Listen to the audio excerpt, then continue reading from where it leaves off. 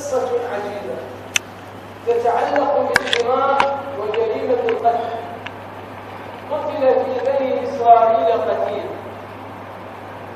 واحد من بني إسرائيل عنده عم، وهذا العم غني عنده مال وليس له وارث إلا هذا ابن أخيه، فاستعجل شاف هذا بدوي أخر، سبحان الله كل واحد من أجله، لكن هذا يستعجل يريد أن يموت هذا حتى يأخذ الميراث، فماذا فعل؟ قتله وألقى جثته أمام بيت رجل آخر، فأصبحت القضية ضد مجهول ما يدرون من القاتل. جاء بني إسرائيل إلى نبي الله موسى عليه السلام، يعني يا نبي الله كلمنا هاي المشكلة، من قتل هذا؟ الله سبحانه وتعالى أوحى إلى موسى عليه السلام، وإذ قال موسى لقومه إن الله يأمركم أن تذبحوا بقرة، ثم قالوا له إحنا نريد تكشف لنا من القاتل، ويقول الله يأمركم أن تذبحوا بقرة. نقول لك هذا قتيل والذي يعرف من القاتل بدون تذبح بقرة، شنو علاقة البقرة بالقتيل؟ المفروض أن يتأدبوا مع نبي الله ويأتوا بالبقرة ويذبحوها، هذا هو الصحيح. وهكذا كان أصحاب النبي صلى الله عليه وسلم إذا أمرهم بأمر لا يتأخرون لحظة واحدة، هم اللي ينفذون الأمر. لكن بني إسرائيل عندهم هذا سوء الخلق مع نبي الله، قالوا أتتخذنا هزوا بعد الشقويان؟ قال أعوذ بالله أن أكون من الجاهلين.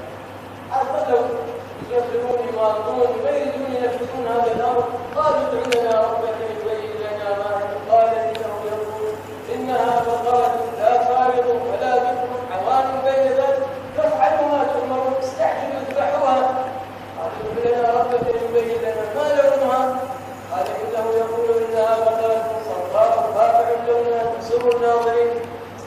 قالوا ادع لنا ربك يبين لنا ما هي إن البقرة تشابه علينا وإنا إن شاء الله لمهتدون، إلى أن أخذوا يذبحون يريدون يشترون بقرة بهذه المواصفات، عجزوا ووجدوها ولكن اشتروها بوزن جلدها ذهبا.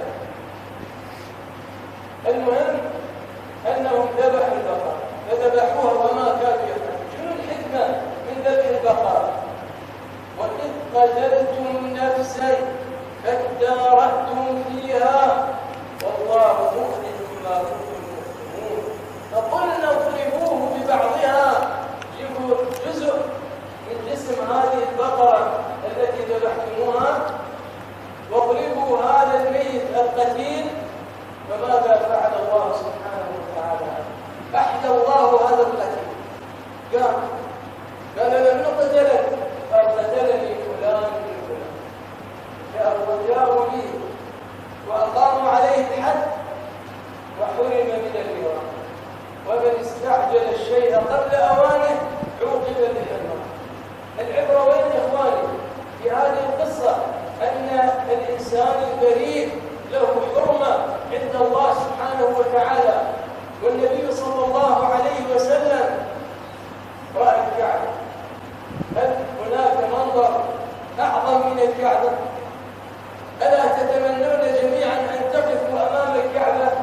يا رب ارزق كل الحاضرين وكل السامعين حج وعمرة إلى بيتك الحرام حتى ننظر جميعا إلى منظر الكعبة، الهيبة، الجلال، العظمة. لكن النبي صلى الله عليه وسلم يقول لهدم الكعبة حجرا حجرا أهون عند الله من قتل امرئ مسلم. فكيف بهذا الذي يقتل بالجملة، يجي يحط عروة، سيارة، في شارع، في سوق، أمام مدرسة، أمام الأبرياء، نساء، رجال، أطفال، شيوخ، ويجعلهم قطع متناثرة وأشلاء. وأحيانا في المساجد حصلت جرائم في بلادنا، جرائم كثيرة تشكوها إلى الله جل جلاله. يا إخواني، والله أكبر جريمة أن تسفك قطرة دم بريئة، فنحن ندعو الله سبحانه وتعالى أن يحقن دماءنا، ونسأل الله سبحانه وتعالى أن ينشر الأمان والسلام والاستقرار والرخاء في بلادنا وفي سوريا وفي فلسطين وفي مصر وفي كل أقطار العالم الإسلامي. وصلى الله على سيدنا محمد وعلى آله وصحبه وسلم.